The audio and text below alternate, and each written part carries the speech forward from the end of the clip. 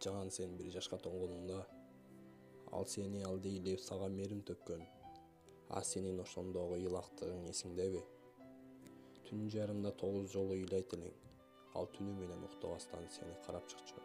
Качаган сен 2 жашка толгонуңда, ал сенин атыңды айтып өзүнө чакырат эле.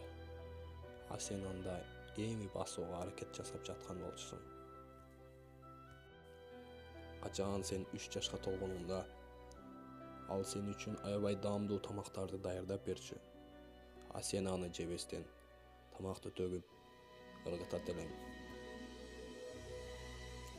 Качан сен 4 жашка толгонуңда, ал сенин колуңа калем жана ручкаларды берди.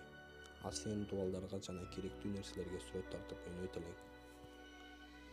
Качан сен 5 жашка толгонуңда, ал сага таза жана татынакай кийимдерди кийгизди.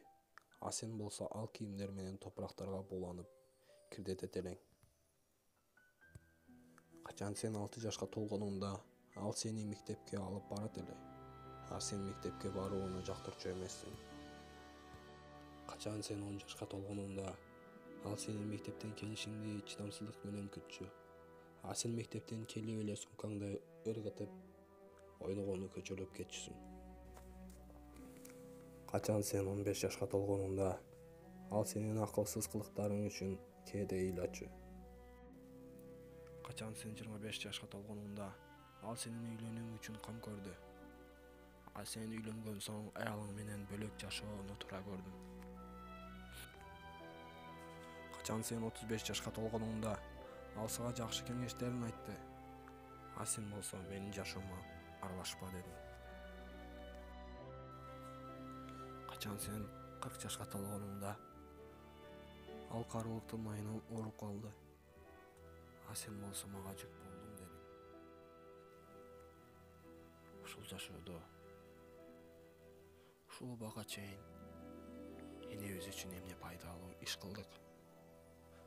Ушундай убакыт келет, ал бул дүйнөдөн сапар тартат. Эгер сенин энең дагы деле көзү тирүү болуп жаныңда болсо, анда сен билгин, ал сенде жалгыз. Кудуреттүү Аллах Куранда мындай дейт: Мээримдүү жана ырайымдуу Аллахтын аты менен. Аллах силерди өзүнөн башка эч кимге сыйынбооңорду жана ата-энеңерге жакшы мамиледе болооңорду буйройт. Ошондой эле алардын көзү тирүү кезинде эч качан уф деген сөздү айтпагыла. Ошондой эле аларга жылуу сүйлөп, жакшы мамиледе болгула.